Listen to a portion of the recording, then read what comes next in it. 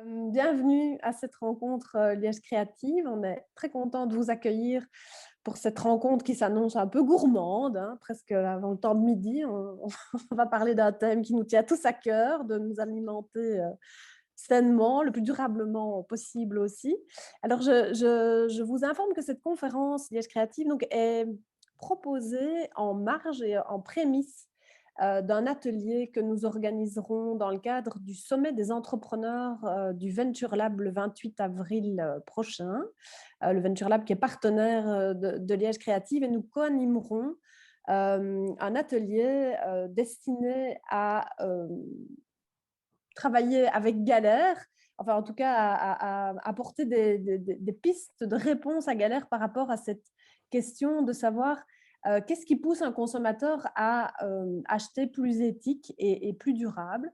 Et donc, nous avons mis en place une animation qui sera animée par Valérie Calais, qui est là et qui peut faire aussi un petit coucou, notre collègue Luxembourg Créative, dans une perspective vraiment très participative. Donc, je vous donnerai toutes les informations pratiques sur ce rendez-vous donc de la semaine prochaine en fin de conférence.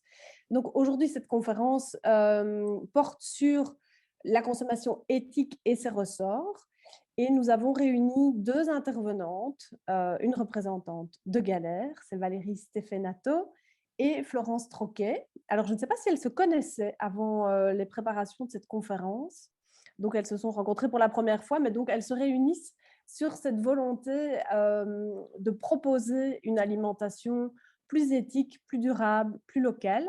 Et donc, on va voir à partir de leurs structures respectives, donc un magasin, un supermarché, vraiment un super, il est mis entre guillemets, durable, qui est situé dans la région de Namur, donc qui s'appelle D'ici, pour Florence Troquet, ce qui l'a motivée à être la fondatrice de ce supermarché.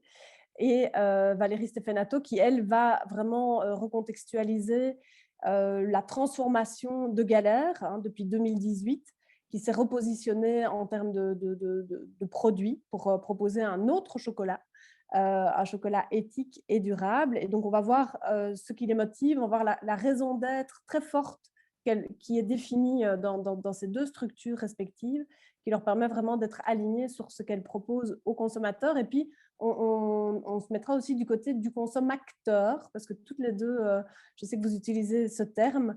Donc, comment est-ce qu'on rend le consommateur acteur de son alimentation, de ses choix en matière d'alimentation? On va maintenant plonger dans le vif du sujet en écoutant d'abord Valérie, donc qui est, alors, elle a un titre déjà original en soi. Donc, elle est copilote du marque éthique.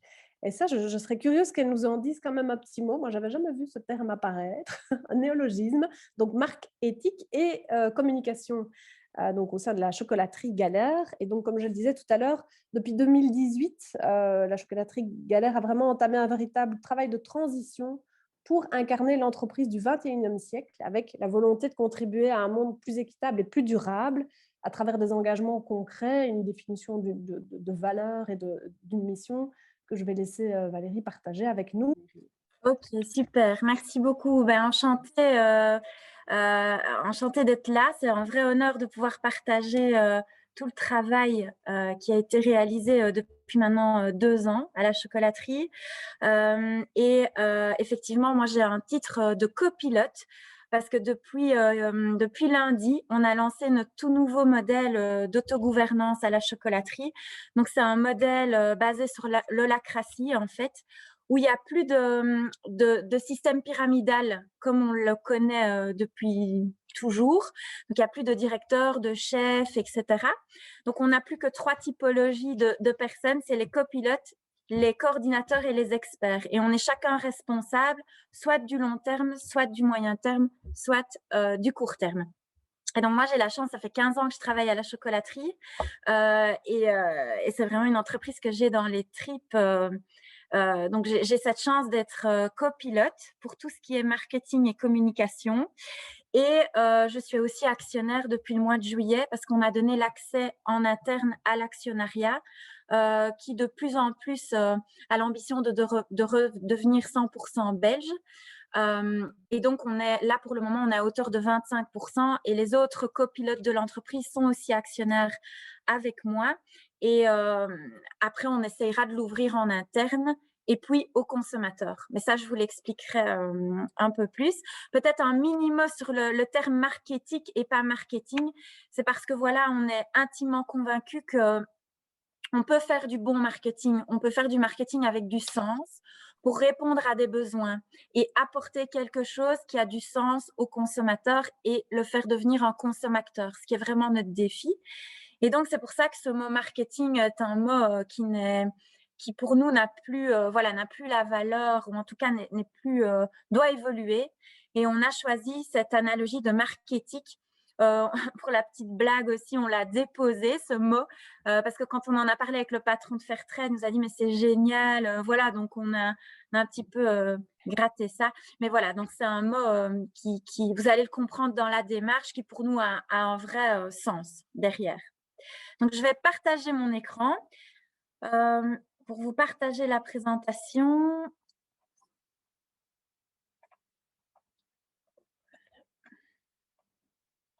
Hop. Voilà. Est-ce que tout le monde voit mon écran? Si je vois Oui. des pouces levés, ah bah parfait, super. Donc, je pense que j'ai 15 minutes et puis, comme le but vraiment de la session, c'est aussi beaucoup l'échange, beaucoup, voilà, la discussion. Je vais vraiment essayer d'être bref dans mon explication pour pouvoir discuter avec vous après. J'ai 4 parties dans la présentation, avec une partie à la fin qui va être celle sur laquelle je vais le plus me concentrer, qui est le rôle du consommateur dans tout ça. Mais j'étais obligée de vous expliquer un peu toutes les étapes par lesquelles nous sommes passés, parce que Galère existe depuis 1976 et on ne partait pas from scratch. Donc, on a vraiment dû partir de nos fondamentaux pour construire, pour donner du sens au goût, en fait, qui était notre core business. Donc, je vais vous expliquer les différentes étapes. Alors, la toute première chose qu'on a fait et la première question qu'on s'est posée, c'est comment peut-on faire bouger les lignes quand on est une PME? Alors, bien qu'on est quatrième acteur sur le marché belge, on reste une PME, on est 170, on a les moyens d'une PME. Et donc, du coup, c'est comment on fait pour jouer un rôle dans le paysage en général. Donc voilà, ici, vous avez les quelques informations sur la chocolaterie, mais 30 millions de chiffres d'affaires. On fête nos 45 ans cette année, comme je l'ai dit, et principalement présent en Wallonie et à Bruxelles, parce qu'on a pas mal de challenges pour arriver à se faire connaître en Flandre. Et donc, le gros du business, il est principalement en Wallonie et à Bruxelles. Alors, la jeunesse de notre nouveau projet, donc, comme Delphine l'a dit, qui a démarré fin 2018, quand le fondateur Jean Galère a décidé de revendre ses parts, la totalité de ses parts, et que les actionnaires majoritaires à l'époque sont arrivés, ils ont en fait décidé de rappeler une personne qui s'appelle Salvatore Ianello et qui est un ancien en fait de la chocolaterie et qui lui connaissait très bien l'entreprise. Et l'entreprise fin 2018, pour vous donner une idée, elle était en faillite virtuelle. Donc elle était dans une posture très compliquée. Et donc quand ils ont rappelé Salvatore un peu pour venir relever l'entreprise, lui était un peu en position de force par rapport à ça, a dit « Ok, je suis d'accord de revenir, mais à une condition, c'est que vous me laissiez l'opportunité de réaliser mon projet, un projet qu'il avait en tête, qu'il avait mûri parce qu'il était parti 4 ans faire un voyage au long cours, donc en bateau. Avec sa famille, il avait eu l'occasion de beaucoup lire, etc. et beaucoup s'informer sur le monde de demain. Et donc, lui avait écrit un essai et vraiment avait en tête un nouveau projet, donc ce qu'on appelle un peu l'entreprise du 21e siècle ou l'entreprise libérée. Mais vous allez le voir après, c'est un projet qui est basé sur une stratégie de raison d'être et plus uniquement de profit. J'en parlerai après. Et donc, ce projet, les actionnaires ont accepté et il l'a présenté à l'équipe. Et l'équipe a tout de suite mordu, a tout de suite dit, mais c'est ça qu'on veut faire, c'est ça qui est important dans la vie de demain, c'est de jouer un rôle en tant qu'entreprise. Et donc, l'équipe l'a même potentialisé. Et puis, c'est devenu le projet d'une entreprise. On a fait énormément de formations, on a intégré énormément les personnes dans le projet et on l'a co-construit avec toute l'entreprise pour aujourd'hui, 2 ans après, être vraiment dans l'exécution journalière de ce projet. Alors, ce projet, il est basé sur un fondement philosophique avec plusieurs convictions. La première, c'est que le système libéral dans sa forme actuelle est en fin de vie. Donc, vous voyez les images, donc le rapport de force, l'utilisation limitée des ressources naturelles et le profit à court terme. Toujours vouloir gagner plus vite. On est convaincu que ce système, il est vraiment essoufflé et qu'il est en fin de vie.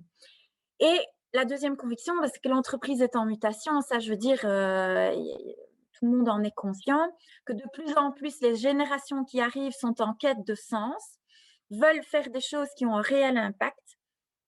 Et en plus de ça, c'est supporté par l'avènement du web et le fait que les gens sont de plus en plus éduqués, peuvent de plus en plus avoir rapidement et facilement accès à l'information. Donc, quelque part, se créent aussi leur propre vérité. Et donc, ce monde, il est en train de changer. Bon, ça a été écrit avant la crise sanitaire. Donc, la transition, elle était prévue en mars, à la base, mars 2020. Et puis, le Covid est venu s'inviter dans tout ça et ça a été, je vous dis pas, très challenging pour nous aussi de garder le cap parce que dès qu'on rencontre des obstacles, le risque serait de refaire marche arrière. Et donc, il a fallu vraiment rester solide sur ses 2 pieds pour se dire non, on a un projet et on va jusqu'au bout. Et donc, l'idée, c'est que ce monde change et que l'entreprise doit être acteur de changement. Et pour ça, on change complètement de paradigme et on crée un nouveau système qui est basé non pas sur le rapport de force, mais sur la convergence d'intérêts. Et on passe de l'entreprise focalisée sur le produit, le profit, donc le produit, c'est le chocolat, pour vraiment s'élever à un niveau supérieur qui est une entreprise basée sur la raison d'être. Et la raison d'être, c'est ce que vous voyez ici à droite de l'écran. La raison d'être de la chocolaterie, c'est d'incarner dans le monde du chocolat une approche entrepreneuriale basée sur la convergence d'intérêts pour bâtir un monde équitable et durable. Vous allez voir que dans notre stratégie, nous avons bien différencié ces 2 notions-là et je l'expliquerai juste après. Alors forcément, j'enlève la petite fenêtre parce qu'il se balade sur mon écran, voilà. Forcément, cette stratégie, elle repose sur 4 P. Donc, souvent, on parle de 3 P. Mais nous, on a vraiment essayé de voir ça plus largement.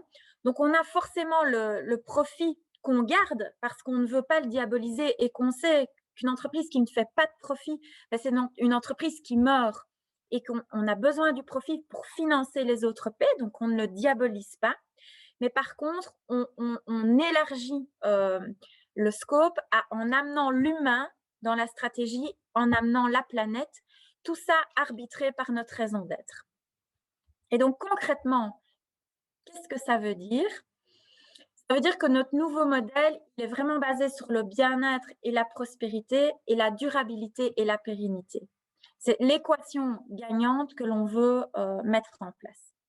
Alors, ce que je vais faire juste maintenant pour aller vite, et je pense que le petit film va résumer tout ça, je vais vous passer un petit film qui résume le projet et les grands engagements. Je pense que ce sera plus facile et plus pratique pour vous de le voir comme ça. Donc, je lance le film. Dès 2020, Galère s'engage pour un monde équitable et durable, en commençant par changer le monde du chocolat. Depuis 3 siècles, notre économie fonctionne sur le rapport de force, la maximisation du profit et la recherche absolue de la croissance, considérant les ressources naturelles comme inépuisables. Les déviances sont nombreuses. Inégalités sociales, individualisme et surconsommation, océans pollués et acidifiés, pollution de l'air et des eaux, réchauffement climatique, appauvrissement des sols, qualité médiocre de l'alimentation et problèmes de santé publique. La société, quant à elle, change un peu plus tous les jours. Le niveau d'éducation n'a jamais été aussi élevé et l'information aussi accessible. Partout dans le monde, les consciences s'éveillent et des gens se battent pour plus de justice, d'égalité et de durabilité. Pour plus de sens, de transparence et de vérité. Le monde de l'entreprise aussi doit s'adapter. C'est pourquoi la chocolaterie Galère dit non au rapport de force et oui à la convergence d'intérêts. Nous voulons nous inscrire dans un nouveau type d'entreprise, un modèle de gouvernance où l'humain et la planète sont au centre. Cette transformation, nous la voulons pour tous nos partenaires, de nos collaborateurs aux cultivateurs, en passant par nos fournisseurs et nos clients. Concrètement, nos premières actions, nos chocolats sont aujourd'hui labellisés Fairtrade. L'objectif, humblement permettre aux cacaoculteurs de sortir de la pauvreté extrême, faire bouger les lignes de la filière chocolat et être un exemple à suivre pour le secteur. Nous nous sommes également engagés, en collaboration avec l'Université de Liège, Fairtrade et la coopérative Vieille Asso, à un vaste projet d'agroforesterie en Côte d'Ivoire pour planter plus de 50 000 arbres en 3 ans. Mesurer notre impact environnemental est aussi une volonté. Nous avons établi un plan à 5 ans pour le diminuer avec notre partenaire UCAN. Ensemble, donnons du sens au goût en croquant dans un chocolat pour un monde meilleur. Et vous alors? Rejoignez-nous.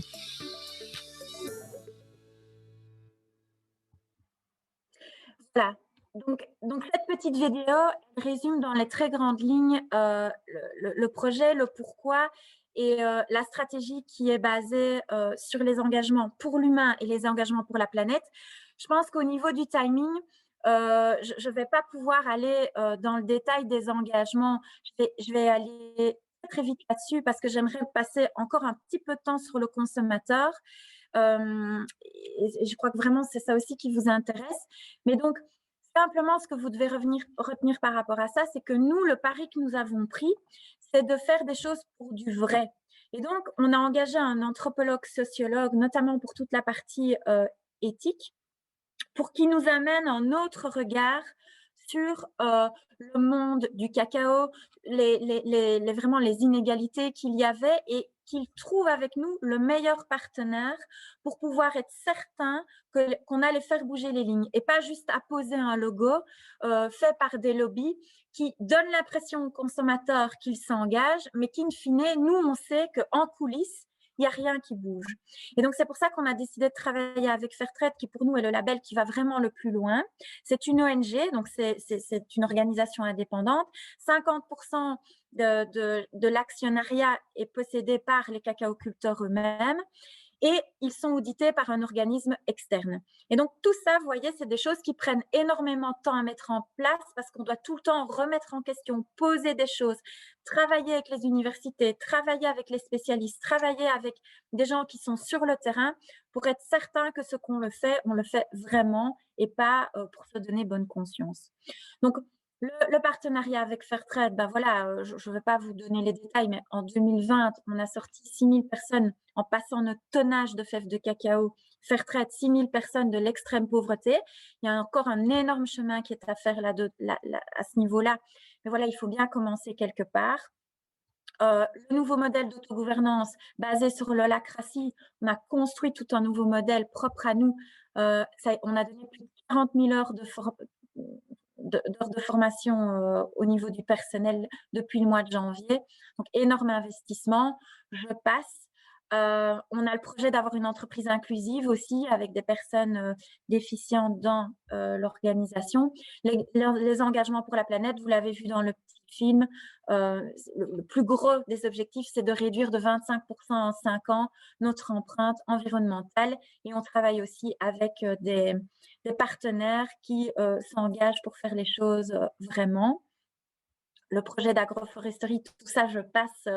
Je resterai avec vous toute la journée si je pouvais, mais bon, le but, je suis tenue par le timing.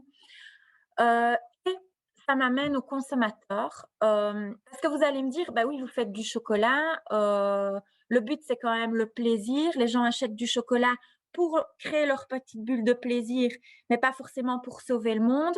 Donc, comment vous faites pour que le consommateur n'ait pas l'impression que ce soit du greenwashing, du social washing, et que vous faites vraiment les choses pour du vrai? Et pour ça, ça a été tout un challenge aussi parce qu'on a dû, je dirais, rechanger toute l'image de marque pour interpeller le consommateur parce qu'on n'a pas les moyens de faire de la pub à la télévision, pour essayer de lui faire comprendre le projet. Donc, on a travaillé avec les armes que nous avions, c'est-à-dire beaucoup le digital, beaucoup le site internet, nos packaging qui sont le premier vecteur de communication, et on a essayé d'expliquer au travers de tout ça la démarche. On est encore loin parce que là, ça fait 6 mois qu'on a fait le changement. On est encore, enfin, le chemin est encore long, mais on est porté par des belles intentions et on est certain que dans les faits, de plus en plus de personnes seront persuadées que quand ils croquent dans un chocolat Galère, au-delà du fait qu'ils aiment le goût, alors bien sûr, on ne plaira pas à tout le monde, ça c'est normal aussi, au-delà d'avoir le plaisir du goût, ils pourront comprendre qu'on a ajouté une réflexion nutritionnelle aussi, puisqu'on travaille avec une nutritionniste, on essaye d'ajouter plus de fibres dans nos recettes, d'enlever progressivement un peu le sucre, pas du tout pour changer le goût, mais tout simplement pour que le chocolat soit plus, entre guillemets, équilibré et utiliser les meilleures choses qui soient. À ça, on lui donne un accès à ce produit avec un prix juste. Alors là, le pari qu'on a pris, c'est le concept, c'est l'euro pour l'euro. Donc, l'euro qu'on paye plus cher notre fève de cacao au départ, on veut que cet euro reste l'euro que le consommateur paye. Et le problème avec le fair trade, l'équitable, etc., c'est que pendant des années, le consommateur n'a pas été considéré par l'amont de la chaîne. Et donc, on ne lui a pas donné accès au changement. Et souvent, les produits équitables, ils étaient beaucoup plus chers. Ils se transformaient en 6 euros en plus du kilo. Et donc, le consommateur, pour lui, ce n'était pas accessible. Et donc ici, on a négocié avec toutes les parties prenantes de la chaîne. Ça a été aussi voilà, un challenge quand vous devez parler à des distributeurs, à des Delhaize, à des Carrefour, etc., pour essayer vraiment que chaque acteur ne prenne pas de marge sur tout le concept et qu'in fine, le consommateur paye le prix juste. Et puis, le consommateur, in fine, quand il a pris son petit chocolat, derrière tout ça, il se dit, OK, en même temps, je croque dans un chocolat, mais qui a du sens.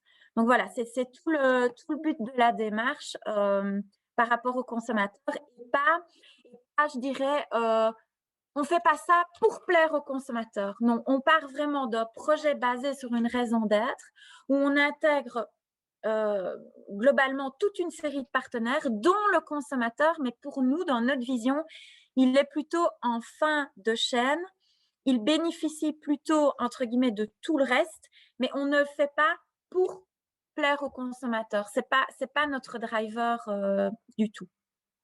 Donc voilà, ça, je ne sais pas où j'en suis au niveau du timing, si je l'ai dépassé, si je suis OK. On est quand même assez souple. Tu peux encore On prendre est au assez moins 5 souple. minutes, enfin 5 minutes. OK. Peut-être alors, parce que je trouve que c'est intéressant dans notre démarche à nous de se dire, mais OK, vous avez toute cette philosophie-là, mais de nouveau, personne, enfin en tout cas peu de gens savent que vous faites tout ça et comment vous avez pris le pari de le faire. Et ça, simplement vous montrer que nous, ce qu'on s'est dit, c'est qu'on allait réaffirmer notre positionnement en marque, se réaffirmer en chocolaterie indépendante, qui allait vraiment voilà, questionner, enfin, interpeller le consommateur. Et nous, souvent, le consommateur, on l'appelle Janine Okora, dans le sens où c'est elle qui nous fait vivre, c'est vraiment à elle qu'on s'adresse. On ne veut pas cibler une partie de la population, je dirais plus voilà, un peu niche comme ça. Non, on veut vraiment parler au plus grand nombre, se rendre accessible et faire comprendre aux gens que changer le monde, le rendre plus joyeux, des producteurs aux artisans en passant par les consommateurs, peut commencer par une barre de chocolat. Et c'est vraiment autour de ça qu'on a construit tout notre nouveau modèle.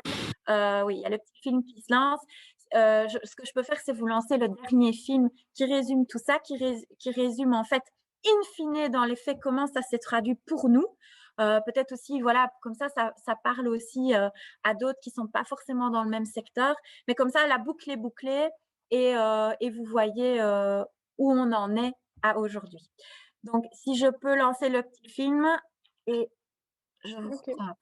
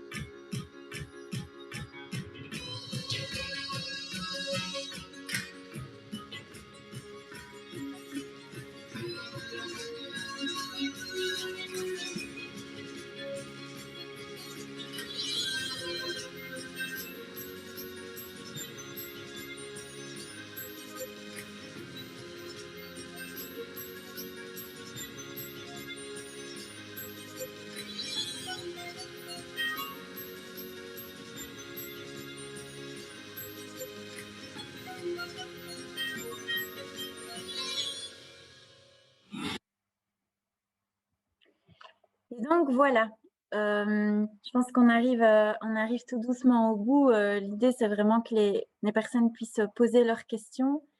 Mais en gros, voilà, on est parti d'un tout nouveau projet, toute une série d'engagements, une vraie raison d'être qu'on a essayé de traduire dans une nouvelle plateforme de marque basée sur un G qui éclate comme un confetti, comme le liégeois, frondeur festif, et quand même ne jamais oublier que le chocolat, ça reste un plaisir, ça reste le goût, mais que si on peut lui amener du sens, on doit jouer ce rôle en tant que marque, parce que si nous, on ne le fait pas, alors les autres ne le font pas. Donc, on veut vraiment faire bouger tout le secteur du chocolat. D'ailleurs, on le voit déjà beaucoup. Milka, Côte d'Or, etc. nous observent beaucoup. Bref, on a beaucoup d'interactions avec eux.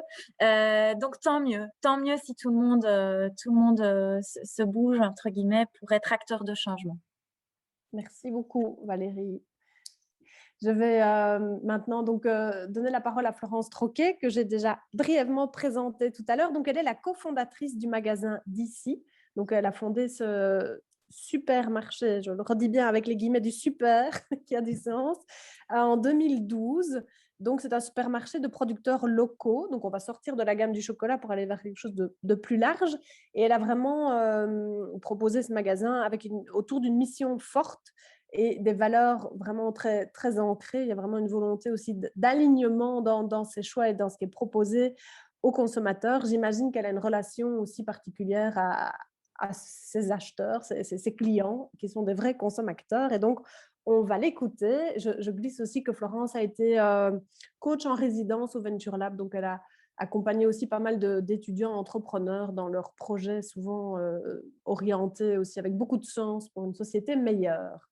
Voilà, Florence, c'est à toi. Merci Delphine. Donc, oui, mon nom est Florence, j'ai 41 ans, je suis mariée à Mickaël qui est également entrepreneur. On a 3 enfants ensemble, 7 ans, 5 ans, 2 ans. Donc, la vie est intense. Et je suis liégeoise, même si notre projet se situe plus à la région namuroise. Moi, j'habite à Liège. Donc, voilà, pure souche. J'ai fait la gestion à l'UNIF, donc je suis dans un monde connu. Voilà, je suis l'heureuse cofondatrice. On est 2 fondateurs de cette initiative du projet d'ici, Franck Mesdac et moi-même. On a fondé ce projet il y a maintenant plus de 8 ans. On a ouvert notre magasin en mai 2013 exactement. Sur l'idée qu'il y a des magnifiques produits dans nos régions, il y a des magnifiques producteurs, mais quand on va dans les supermarchés classiques, on trouve des produits qui viennent de partout, toujours des produits très standardisés, les mêmes. Et on s'est dit, pourquoi pas aller chercher tous ces produits de nos régions et les rassembler dans un même point de vente, avec tout ce qu'il y a de plus facile, une accessibilité facile, une offre très large, des horaires très larges, etc., pour répondre aux besoins de nos consommateurs actuels. Et donc, au début, on a pris notre petit bâton de pèlerin et on est allé chercher plus ou moins 70 producteurs. On ne parlait pas beaucoup de local à ce moment-là, donc certains nous ont fait confiance, d'autres pas. Donc, on a commencé avec une gamme un peu restreinte. Et puis, progressivement, après 8 ans, on travaille maintenant avec 200 producteurs et on a plus ou moins un bon 2000 produits actifs dans l'entreprise. Donc, comme je le disais, notre magasin met en avant les produits de 200 producteurs. C'est vraiment, on le considère nous comme une vitrine de ces producteurs qui ont une véritable passion et un savoir-faire. C'est un projet porteur de sens et nous sommes vraiment convaincus on en a déjà parlé, mais que l'alimentation est un formidable levier de transformation de notre société. À travers l'alimentation, c'est un acte quotidien, c'est souvent un acte plaisir et donc c'est certainement un des moyens les plus faciles de changer son mode de consommation. Vous allez voir, et je trouve ça super chouette, qu'il y a plein de points communs avec Galère. Donc, vous serez en terrain inconnu. Nous aussi, il y a quelques années, on s'est doté d'une mission ou d'une raison d'être, ce qui n'était pas le cas au début. Au début, on était un peu au four et moulin, le nez dans le guidon, pas sûr toujours de notre positionnement. Et puis petit à petit, on a compris vraiment ce qui nous animait. Et donc, nous, notre raison d'être, c'est vraiment de créer du lien entre les producteurs et les consommateurs, en les régalant de produits authentiques, savoureux et soigneusement sélectionnés, pour contribuer ensemble et en toute convivialité, ça c'est important pour nous, à un changement vers une consommation plus locale et plus durable. Donc, on ne fait pas notre métier, c'est évidemment de vendre des bons produits alimentaires, mais c'est aussi d'abord de créer du lien. Et créer du lien, ça se fait à travers plein de choses chez nous. La première, c'est la rencontre vraiment avec le producteur, puisqu'on se rend chez chaque producteur avec qui on travaille. C'est raconter sa belle histoire, puisque j'y viendrai, le client est très attentif et de plus en plus veut de la transparence par rapport à ça.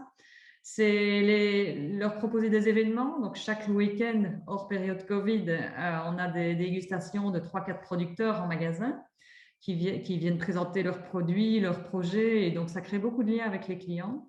Et puis, c'est pas mal d'événements. On organise des grands soupers des producteurs chaque année où on a 200 producteurs qui viennent.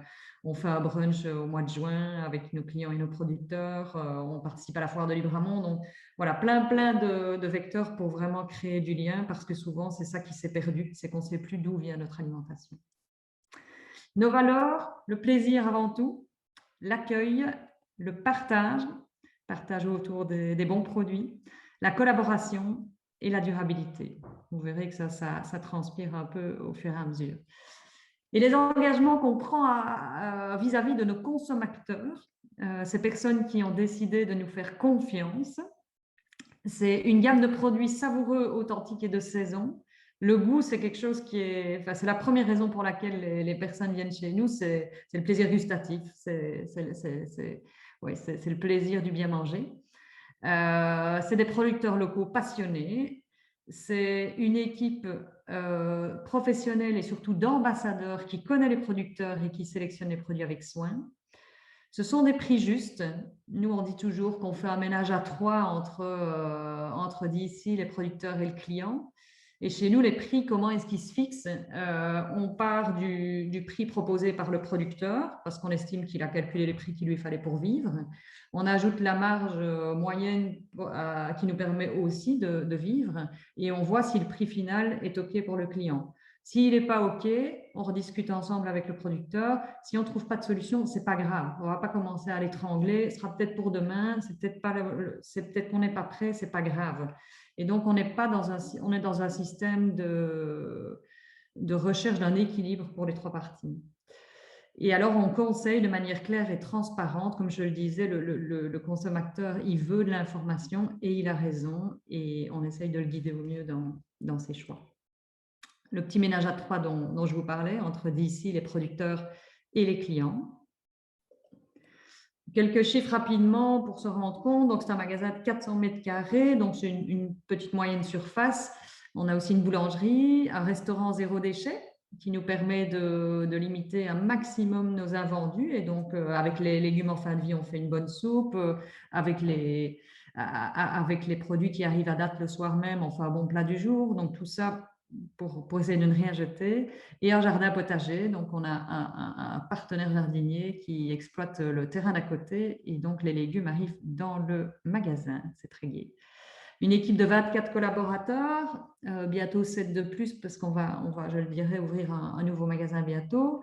200 producteurs, à peu près 3000 clients par semaine, et un chiffre d'affaires en constante évolution, donc à peu près 6 millions en 2020.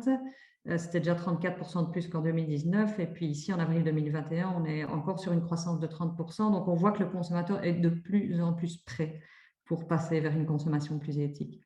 Et pour l'anecdote, 18 000 bouteilles de vin belge par an, n'est-ce pas Christian? 68 000 bouteilles de verre, de bière. Donc, oui, le vin belge prend de l'ampleur, ça c'est certain. Et la bière continue, n'a jamais disparu. Alors, ça bouge chez d'ici, une entreprise engagée vers un changement sociétal, je vais y venir.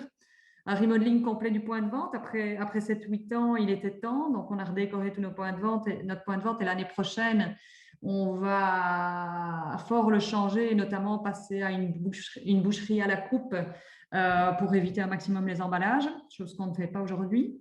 Un nouveau point de vente, toujours dans la région namuroise, qui va ouvrir ses portes à Wépion, pour ceux qui connaissent, le long de la Meuse, en juin 2021. Et un plan d'expansion ambitieux qui prévoit une ouverture par an. Alors, chez d'ici, on ne veut pas croître pour croire, on veut que la croissance fasse sens. Et pourquoi est-ce qu'on veut croître? Simplement, on pourrait rester dans notre petit projet parce qu'on l'aime, mais simplement parce qu'on sent qu'il fait sens, qu'il répond de plus en plus aux enjeux sociétaux et aux demandes du consommateur. Et donc, on se dit, ne gardons pas ça pour une petite région et essayons aussi d'augmenter notre impact de manière un peu plus large et si possible en collaboration avec un maximum d'acteurs. Voilà quelques visuels. Donc, on est sur des univers, tout ce dont on a besoin en matière alimentaire, un peu moins non alimentaire, du fruit et légumes, du traiteur, de l'épicerie, du vrac, de la boucherie, charcuterie, fromage, des bières, du vin, boissons non alcoolisées aussi, bien sûr. Alors, d'ici, engagé vers un changement sociétal, vous verrez tout de suite le lien avec ce que Valérie a proposé. On a une version relativement similaire avec peut-être une petite nuance, c'est que quand on parle des 3P, 4P, 5P, souvent on parle de People, Planet, Profit, Partnership, et souvent on dit Peace. Nous, on a mis Pleasure, parce que le plaisir, comme je vous l'ai dit, c'est notre valeur première, et qu'on dit toujours que si on n'a plus de plaisir dans ce projet, c'est qu'on doit se remettre en question. Je vais vous les détailler rapidement. Je regarde l'heure qu'il est, 11h59. L'humain, on met résolument l'équipe au centre, comme l'a dit Valérie, un peu de la même manière. Donc, nous, ce qui est important pour nous, c'est d'abord l'amour. Alors, c'est un mot qu'on n'ose pas toujours utiliser en entreprise, mais finalement, on a l'amour d'abord de notre métier, parce qu'on est des passionnés d'alimentation, des bons produits, des producteurs. Mais on met aussi beaucoup d'amour dans nos relations humaines, que ce soit avec l'équipe, que ce soit avec les producteurs qui nous livrent en direct leurs produits, que ce soit avec nos clients. Et osons le dire, moi, j'ose dire que j'aime toutes les personnes avec qui je travaille et on véhicule beaucoup d'amour dans ce qu'on fait. Créer du lien entre les gens, créer des moments qui permettent de créer du lien et surtout donner de la confiance à nos équipes. On est là en tant que coordinateur de l'entreprise pour faire confiance à notre équipe, oser l'échec et surtout pas créer un climat de méfiance. C'est aussi le changement de paradigme dont Valérie parlait. Tout ça, la confiance, l'amour, le lien, ça permet de créer un climat de bien-être et de plaisir. Alors, tout n'est pas rose, on reste dans une organisation humaine et bien sûr qu'il y a des tensions, comme partout, mais ce n'est pas grave, on est là pour en parler. Ça implique de l'autonomie et de l'implication de l'équipe, beaucoup de responsabilisation et une vraie envie de participer au projet. Un management participatif, alors comme Valérie en a parlé, nous aussi on est dans un processus en évolution vers une gouvernance partagée de type holacratie en cercle, donc on est en transition et c'est bousculant et passionnant. Je ne vais pas m'attarder là-dessus parce qu'on pourrait aussi en dire un rayon. Et on est en train d'évoluer en pleine réflexion sur l'actionnariat salarié. On est une coopérative, il y a une vingtaine de producteurs qui sont coopérateurs chez nous. Parce qu'on voulait dès le départ créer un noyau dur de producteurs qui pourraient avec nous co-construire le projet, mais on aimerait aujourd'hui l'ouvrir à nos collaborateurs parce que parce que c'est eux aussi qui font vivre l'entreprise. Tous ensemble, on la fait vivre. Et donc, c'est un peu une continuité légitime de ce processus de management participatif.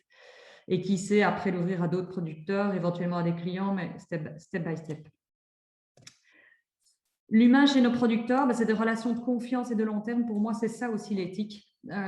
C'est des relations de confiance, des relations équilibrées et de long terme. Comme je l'ai dit, on va pas serrer les prix, on va essayer de trouver des choses qui nous correspondent. C'est une relation win-win pour eux, pour nous également. C'est un respect mutuel et une co-construction. Donc, beaucoup de producteurs viennent chez nous comme un tremplin parce qu'on prend le temps aussi de leur donner du feedback sur les produits et parfois de leur proposer des améliorations. Et après, parfois, on les retrouve dans toute la distribution et souvent, on nous dit et ça ne vous dérange pas? Ben non, on est là au service finalement de notre raison d'être et de nos producteurs. Donc, voilà, s'ils sont distribués, c'est qu'ils plaisent et c'est tant mieux.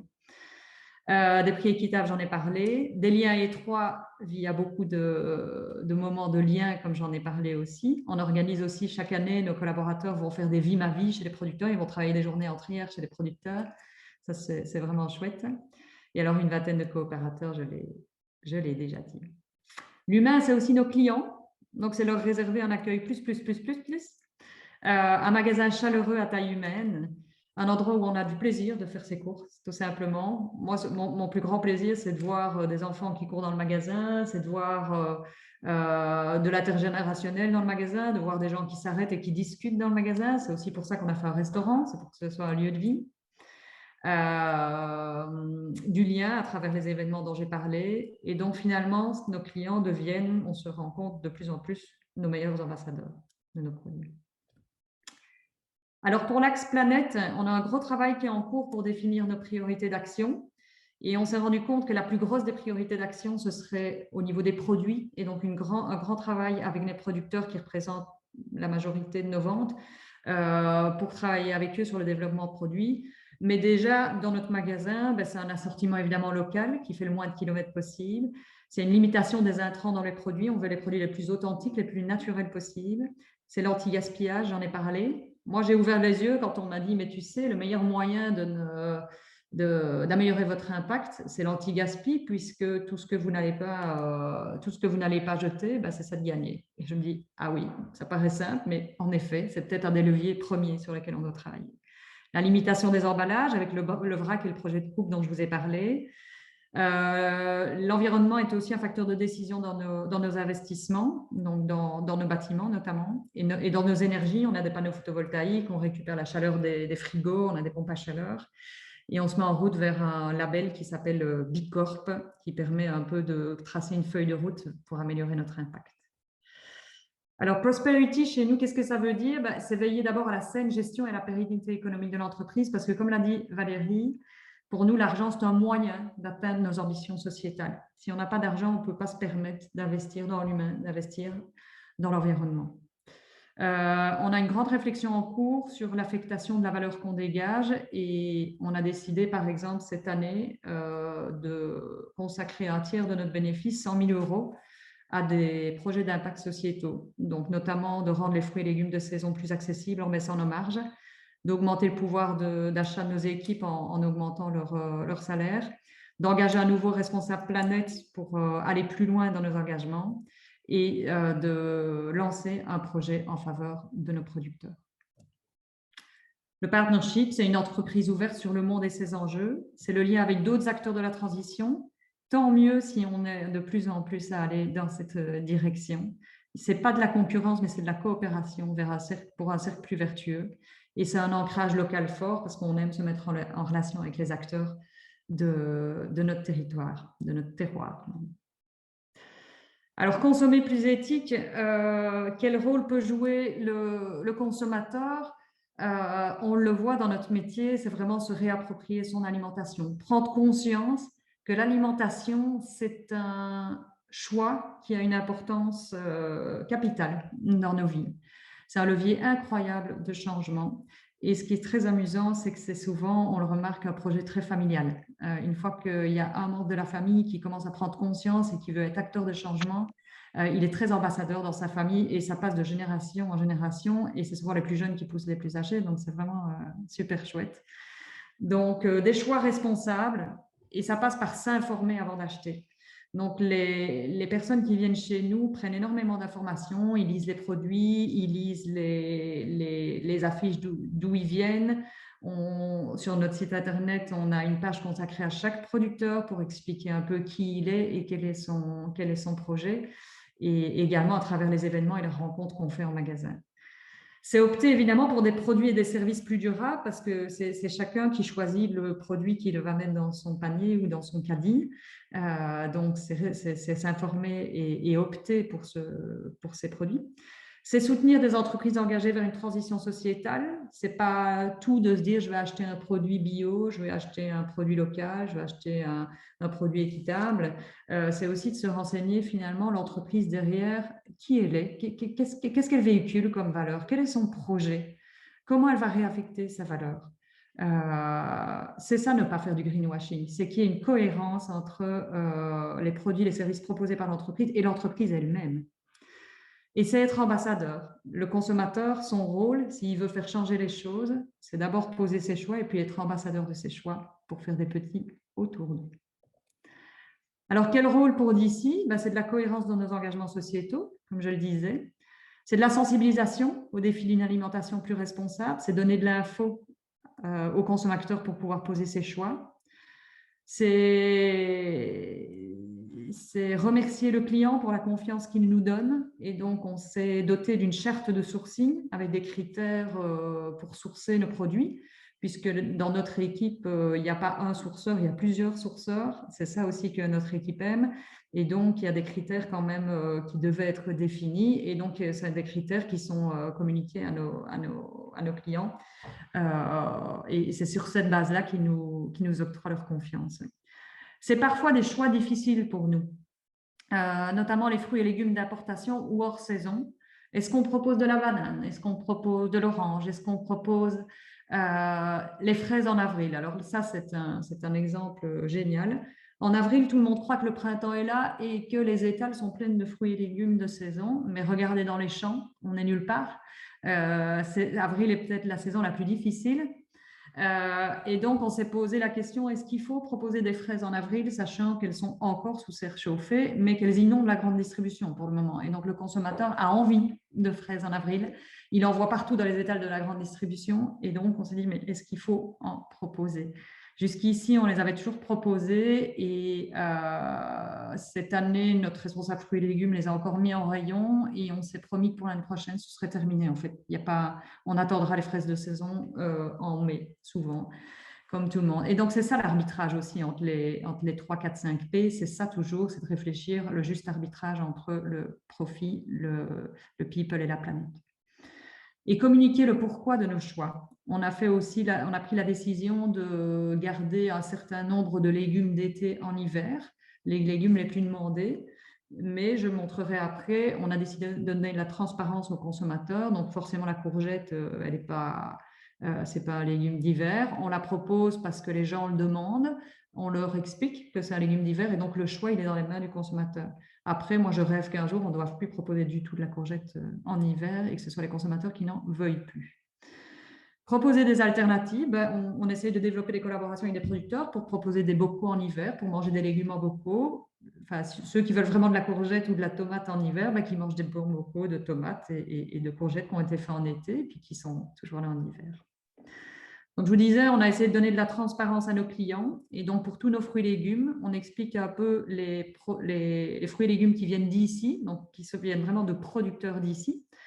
Des légumes près d'ici, donc par exemple pour allonger un peu la saison, de la tomate notamment qui arrive en Belgique souvent en août, on croit qu'elle arrive plus tôt mais c'est tard, pour en proposer dès le mois de mai-juin, eh bien on travaille avec des producteurs du sud de la France qui respectent les mêmes engagements que nous, mais ça vient d'un petit peu plus loin, au lieu de proposer la tomate sous serre. Et parfois, voilà, c'est le choix que parfois les consommateurs font de consommer de la courgette en hiver, voilà, de temps en temps, parce qu'on a envie, parce que c'est comme ça. Alors, les principales motivations de nos clients, c'est le goût, je l'ai dit, c'est la santé, c'est souvent une des premières motivations pour consommer local, c'est de faire attention à sa santé, manger plus de saison, savoir d'où ça vient. C'est le soutien aux producteurs, c'est la proximité des produits et donc plus écologique, moins de kilomètres. Et puis pour certains, c'est simplement une envie de conserver son patrimoine culinaire. La petite mamie qui vient chercher la bonne maquée bâbord chez nous, c'est ça, c'est entretenir un patrimoine culinaire. Alors, les freins qu'on a identifiés, c'est les habitudes alimentaires. Hein. Comme je le disais, c'est parfois les saisons qu'on ne connaît pas bien ou qu'on n'a pas envie de connaître finalement. Des produits d'importation, on est habitué à manger la banane. La viande, de plus en plus, on voit que les consommateurs sont flexitariens, je ne vais pas dire végétariens, mais beaucoup de flexitariens. Donc oui, je mange de la viande de temps en temps, mais de la viande qui fait sens, où on est sûr que l'animal a été élevé dans des bonnes conditions et surtout nourri dans des bonnes conditions. L'habitude des plats préparés. Alors nous aussi, on a des plats préparés, mais c'est sans additifs et c'est des plats qui sont souvent produits et consommés le jour même. Les freins, ça peut être le prix. Mais c'est à nous aussi d'éduquer le consommateur et c'est à lui à se rendre compte que on a été habitué à payer des prix qui ne sont pas la juste valeur de ce qu'on mange. Une carotte qu'on trouve dans la grande distribution parfois à 50 centimes le kilo, c'est juste pas possible. Ça veut dire que le producteur, il en a reçu 20 centimes et je ne sais pas si vous faites votre potager, mais si vous faites votre potager et que vous produisez une carotte, vous voyez tout ce que ça demande comme énergie et que vous en récoltez 20 centimes, c'est juste pas possible de vivre. Et le temps, prendre le temps de cuisiner, prendre le temps de se renseigner, de faire ses courses intelligemment. Voilà, merci à tous et je suis disponible avec plein de plaisir pour l'échange et les questions.